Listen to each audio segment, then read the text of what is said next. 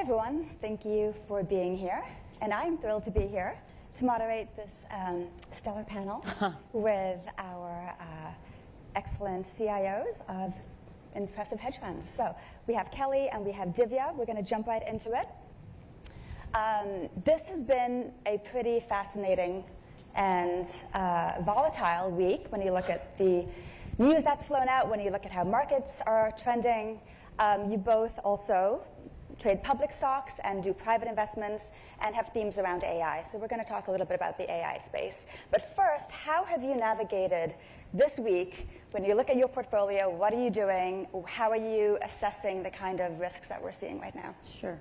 So I'm happy to start. I would say in moments like this, we tend to debate a lot and do very little. Typically, unless we feel something very big on the margin is changing, which would then change how we're thinking about the backdrop and how we want to underwrite against what we are under, the economic backdrop and the risk backdrop. And so, it's really a time to zoom out, reassess, be much more tactical, I would say, in terms of how we're thinking about things, readdress downside scenarios and securities that we own to make sure that we're comfortable with sort of the new set of facts that we're learning and be willing to change our minds. So it's a time to be, I would say, bringing in duration in terms of let's be thoughtful about the short term, mindful of where we're going to get prices and things that get very dislocated in environments like this to take advantage of. Volatility is inevitable in markets. We're always going to see volatility. And it's a question of, hopefully, at the end of the day, taking advantage of it. But in the meantime, we run scenarios whenever we see macro or geopolitical situations that could create a different scenario for our stocks. We're actually very bottoms up. We run a couple different scenarios. And when that risk reward between the different scenarios looks asymmetric, that's when we'll step in. And volatility is inevitable, but I actually think that's what creates some of the best opportunities over time, and it creates some of the most interesting entry points for us. So when you look at those entry points, is this a week where maybe you're adding to positions or are you pulling back? It's actually very stock specific right now. If you look at the markets year to date, the index level hasn't actually moved very much, but underneath it all, stocks have had very big moves. So it just depends on the specific sector in terms of whether we're adding short exposure, whether we're adding long exposure, or whether we're actually taking profits. There's plenty of stocks that are up quite a bit for the year too. And Kelly, we've seen this kind of volatility in spurts recently. Yep. So does this feel like a new trading environment? And then how do you think about that when you plan your portfolio for the rest of this year? Well, the flavor changes. I think, volatility is right there. It's pervasive in the market. This is more geopolitically oriented, obviously, and the implications, given the region that we're talking about around oil prices, inflation, those are big topics in the market broadly and impact interest rate policy, certainly in this country. And so there's swirling effects, and it permeates the conversation, I think, differently. And that's the nature of each of these, is they're all a little bit different. For us, I would say, just to the earlier question, we've probably done fewer trades in the last 48 hours, actually, than more. And so we've done very little in terms of adding to longs or covering shorts, and we're just trying to reassess the risk case. Mm-hmm. You both look at AI. Mm-hmm. And as you look through the rest of this year, can you point out, Divya, we can start with you, one key conviction, bet, or theme that you're really looking at, as specifically as you can speak about it? Absolutely. We think there's been a monumental shift in AI adoption in just the past 2 to 3 months. We've seen from the latest generation of models a pretty big inflection in agentic coding. In fact, one of the big AI research labs they released this publicly, they added 5 times the amount of revenue in January than they did in an average month in Q4. So we think this just has a lot of impact on enterprise adoption in 2026. So we see that across a variety of sectors. For a while, AI was just a bit of a tech story, and now we're going to see it impacting enterprises across different sectors. We're pretty excited about it. I think in the next couple of quarters, we're going to see companies come onto earnings calls and talk about real, tangible financial impact. That doesn't mean there isn't opportunity in the tech space as well. In fact, within the tech space, what we're looking for are subsectors that can still grow, maybe even an order of magnitude from where they are today. One example is the data center optical networking space, which we think grows at a much structurally higher pace than just GPU growth. And some of those stocks could grow earnings 10 to 20x in terms of the earnings power in the next couple of years relative to what they earned in 2025. I would agree. I mean, we've been very focused on the infrastructure part of AI with the view that the lead pole position of who's got the best LLM and is delivering the highest capability is probably going to change multiple times as we figure out as sort of this market consolidates around a few winners over time. And we've been more interested in owning the build-out part of that because that feels like the certainty around this, is that it's all going to get built. The data center build-out is going to happen. And we've been focused on mapping the pockets of constraint as that happens, and where there are resources that are, or inputs to that build out that are in moments of supply constraint where we feel like there are healthy duopoly, triopoly type industry structures, healthy margin structures where there's not the ability to bring on tremendous capacity quickly to change the economic profile for that subsector. So to your specific question, one of the areas that we remain very excited about are the IPPs, the independent power producers, in a world that is increasingly questioning the durability of the AI spend and what the return's going to be. These are physical assets that are in the ground that own the interconnect, and that is what you need to turn basically power on to realize a lot of the inference opportunity and a lot of the scaling laws that we're seeing in terms of what the models can deliver. You need the hookup to the power grid to turn those megawatts into dollars ultimately. And so we think these are businesses that are incredibly well positioned and have the opportunity to extend duration at a moment when we can debate whether memory or optical or certain other parts of the build out are moments in time. This is an opportunity to actually extend cash flows by signing long-term contracts that leverage a lot of that market position. And you also have a theme at Lone Pine, Revenge of the Dinosaurs. Mm-hmm. Can you tell us what that means? Sure. How did that look? So this is sort of a big picture idea we have that a lot of the capabilities that we're increasingly learning about, on a daily, weekly, monthly basis now will allow a lot of businesses that are not in the tech space to deploy capability to both improve their unit economics, to probably change their cost structure and the shape of that cost structure over time, lean into a lot of revenue opportunities around doing things smarter, more personalized, more customized to their customer base, in a way that probably changes industry structure. And there are a lot of companies who are old world companies that, simple things like routing densities for logistics companies or customer personalization in a way that allows you to know just your customer that much closer and that much more intimately to service them in ways that are just harder with off-the-shelf solutions in the world, just means that there's a lot of businesses that we think that are highly motivated businesses that can really capitalize on a lot of these technologies. Can you give us some sorts of examples as to the dinosaur resurgence, if I'm explaining that correctly? Yeah, I mean, dinosaurs is maybe a bit of an insulting term now that I'm thinking about it on stage in front of a bunch of people.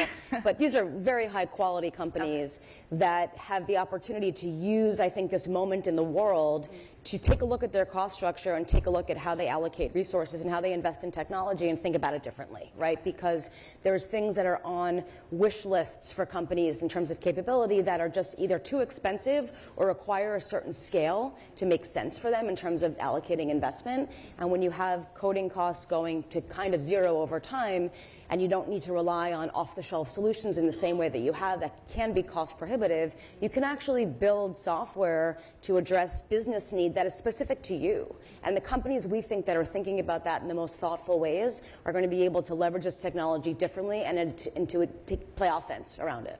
And do those span software to infra to everything? Totally. There are distribution businesses. There's it's a lot of things in the services part of the economy that are super interesting around this. And a lot of them are physical asset businesses as well. So it just depends.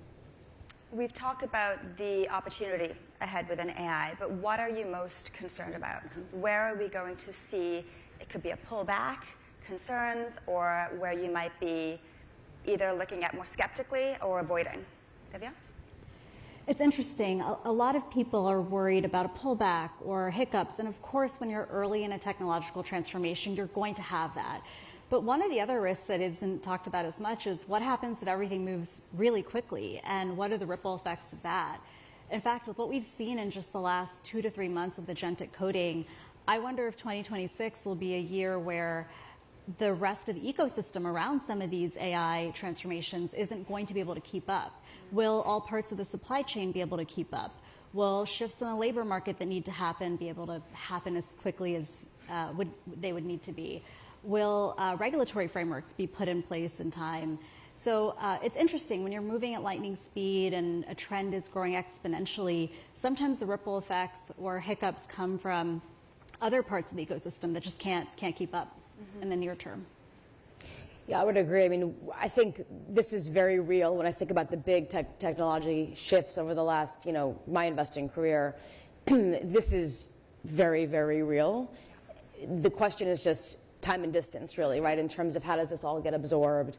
The market, I think, myopically focuses on specific questions and moments in time. Right now, it's about the return on all this CapEx, and the numbers are eye-popping, right? I mean, I think if we were sitting here 2 years ago and you said, we're going to be talking about $1 trillion of CapEx across a handful of companies, I think both of us would have said, you're crazy, that's never going to happen.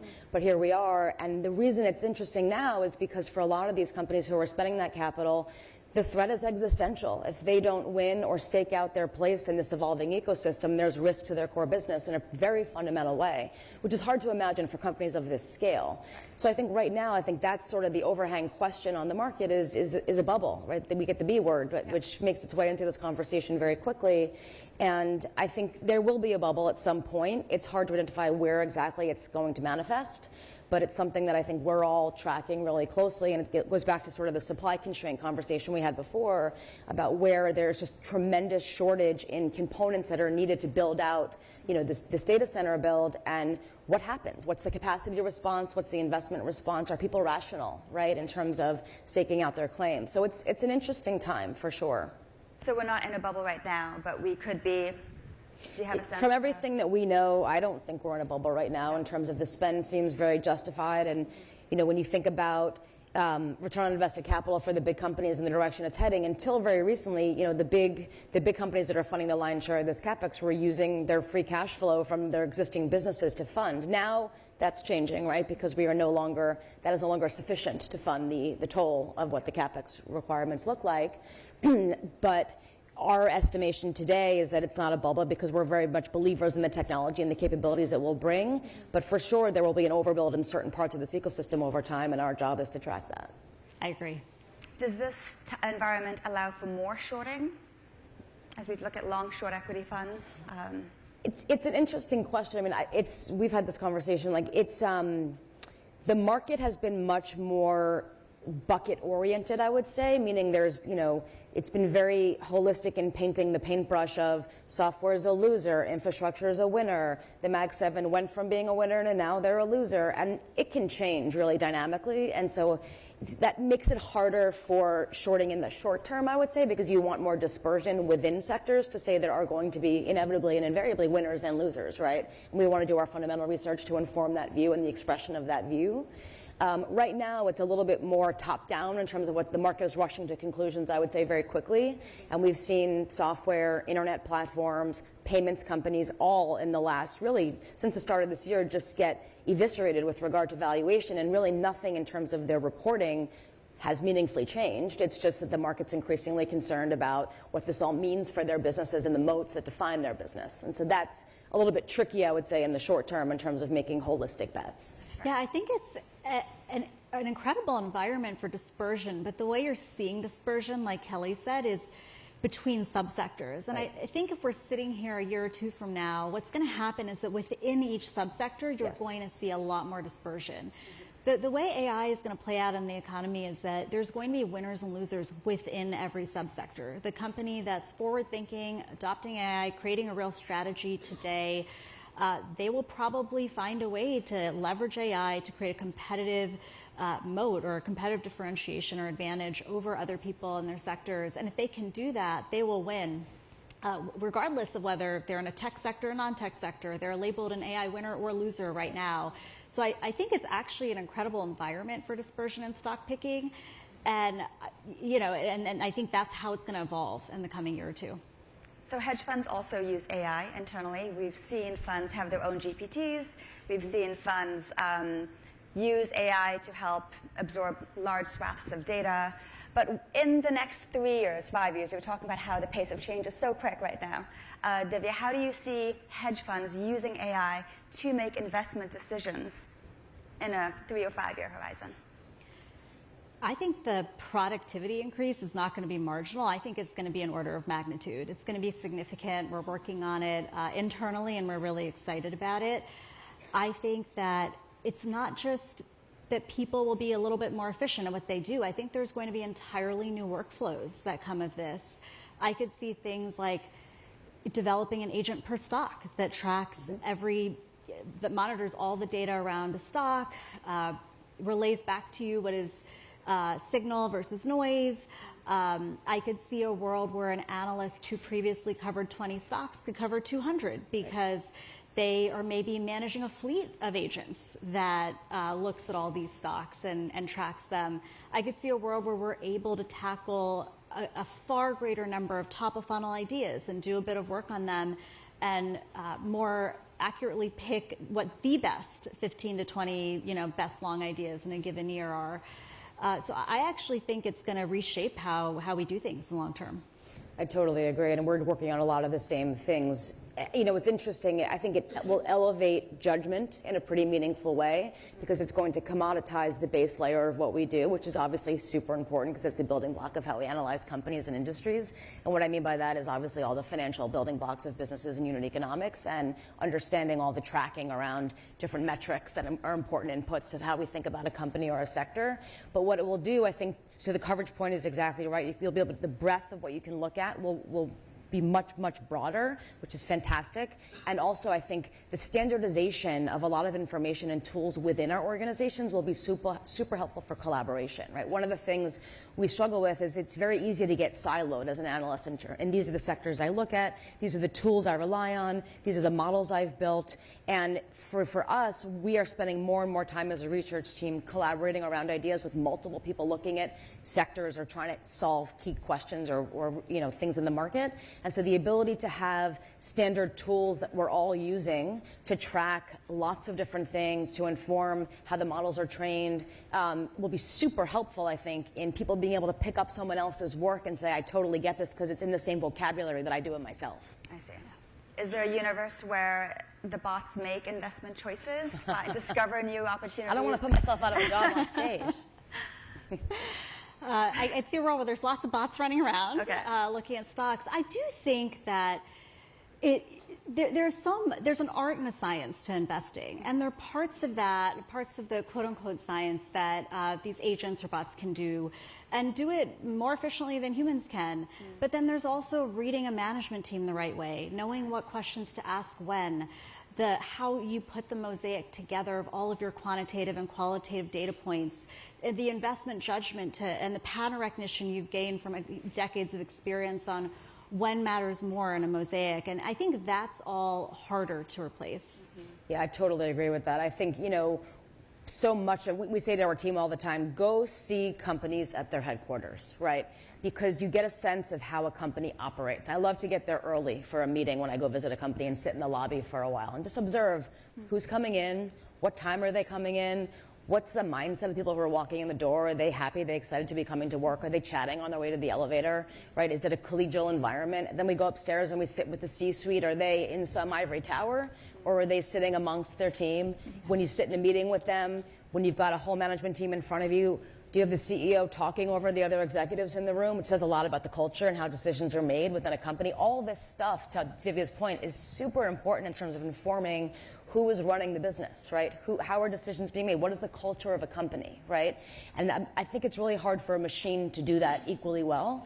And the last thing I'll say, just similar to what Divya was saying, is pattern recognition is backward looking, right? And a lot of things, we invest behind change. And so the patterns that informed how we invested over the last 5 or 10 years won't be the same, right? History rhymes, it doesn't repeat. And so part of the judgment piece of this is understanding what the patterns look like historically, and then having the open-mindedness and the inputs that change also in terms of what matters, knowing what matters, what are the key questions that might be different than the questions that mattered 5 years ago, to marry those two things together, which is where the judgment comes in, right? There's the patterns that a machine could help you assess and track, and then there's sort of the human element of who are the individuals running these businesses, how are they constructing the cultures and organizations that they're running. And we saw that with the pandemic, right? With the quant funds, we were struggling with this situation that has never really happened before. Right.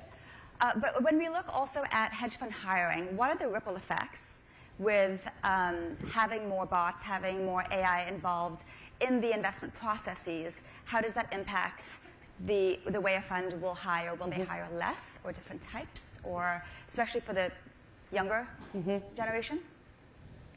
For sure. Sure. I actually think it depends what kind of fund you are and what your goal is. I suspect that the shape of the team actually changes more so than the size. I think the productivity increase per person can be leveraged to drive higher investment returns, hopefully. And then what each analyst or PM is doing could just be different. It could be managing workflows in a very different way, rather than a situation where I just think you massively change the workforce over time. I agree. I don't think it results necessarily in fewer people. I think the skills that we look for will probably evolve a bit. We have always really valued collaboration and team players because our culture is the opposite of a siloed culture, and we do a lot of work across different ideas with multiple people. That will be even more important, I think, in an AI-driven world where the tools are that are driving the analysis are from that nature. I would say also people who have more of just the curiosity is always the thing people ask me all the time. What do you look for when you hire somebody? Someone who's incredibly intellectually curious. I think that curiosity is going to need to also entail some component of AI, right? How do I evolve my process, right? People who are humble enough and self-aware enough to recognize that things are changing really, really quickly, and what worked yesterday won't work tomorrow. So for us, I would say people who are humble, curious, collaborative on sort of the human attributes, and then I would say people who were really good jugglers, because I think things are going to continue to evolve very, very quickly, and past paradigms won't be relevant in the future in the same way. I want to talk a little bit about the private side of things. We've sort of touched on it with AI, but when you look at private equity exposure or late-stage growth, venture capital exposure, how do you see the secondary market playing out? How do you look at whether to add to some of these positions, which sometimes it's hard to get into, but how do you think about that exposure and balancing your privates with your publics? Divya? We see a big synergy between doing work on privates and investing privates as well as publics. In fact, we've never seen companies stay private at this scale and growing at this rate. So assembling a mosaic of information from everything you're seeing in the private world and what you're seeing in the public world is actually incredibly helpful on both fronts. And it's interesting. We did an analysis where we realized that the leading AI research labs may actually add more in revenue dollars in 2026 than the entire kind of public software revenue dollars added in 26. And it depends on what your growth rate assumptions are. But we're in a world where it's incredibly impactful. So I actually have never seen synergies this great between looking at both. I would agree. The evolution of the capital markets is such that many of these businesses don't need to come public at the same point in their life cycle as they have historically. That's changing a little bit now with the LLMs because of the capital intensity of the businesses. But I would say we are very focused on the later stage of the private market where there are public-like companies where we can do public-like research in terms of looking at unit economics and what the historical execution has been and have a real file in terms of how the business has evolved and grown. So we're super interested in the private market in terms of the learning and the synergies, as well as building relationships with the private companies such that when they come public, we already have a relationship. We already have done a lot of work on the businesses. They know us, and we're well positioned to be their partners in the public markets. And Lone Pine has traditionally capped your privates at, I think, 15% right. or something. Is there a world where you increase that to allow for more exposure? I don't envision that. I mean, we are really much more focused on public markets. The bar to do privates is extremely high. Yes. And we're very interested in that market and have a lot of relationships in that market and spend a lot of time in that market. But we think of ourselves as public markets investors first. As you look through the rest of this year, what is the biggest risk that weighs on you? It's a good one. I think we spent a lot of time talking about AI today. I think it's one of the most complex and nuanced themes I've ever come across in my career. This isn't desktop going to mobile or on-prem software going to the cloud. And as a result, there's a lot of cross currents within that theme itself. So there are areas that are completely bottlenecked, and so they're going to be over-earning, and you have to really think about that and think about when you might see normalized earnings. There are going to be other areas that can still grow an order of magnitude, like we discussed earlier, and you need to separate that out from what the bottlenecks are. And there are very technical parts of this infrastructure stack, that are easier for specialists to get into than generalists, and you have to be incredibly thoughtful. So I actually think it's a time where you want to dig into fundamentals, do really, really deep work, and that'll be kind of what the best thing you can do when it comes to risk. And I think going back to what we said earlier, one of the biggest risks, in my opinion, is just the unknowable ripple effects from such a complex theme. I think balance has probably never been more important. I think it's very easy, per the earlier conversation, to get very caught up and draw conclusions very quickly about this subsector is in trouble, they're winners, they're losers. AI's the whole market. There's a lot of amazing businesses in the world that are sort of away from this conversation that probably benefit from some of the capabilities, but in the near term are just continuing to compound intrinsic value, and we own a lot of those businesses. And so I think to the balance point, it's around not extrapolating what we know today into the future indefinitely, because as we said, things are super dynamic and changing really, really quickly, and having a balance, in terms of how we think about what's happening in the world geopolitically, that things don't, just keeping ourselves honest around a balanced portfolio, a balanced perspective, and not getting caught up and swayed by these market narratives, which seem to be so definitive for very short moments of time and then abate quickly, and just kind of riding it out. And we rely back to what Divya said. We're very similar in our orientation toward just fundamentals. Thank you, ladies. This was a great conversation. We could keep going, but we are out of time. All right. But thank you very much, Kelly and Divya.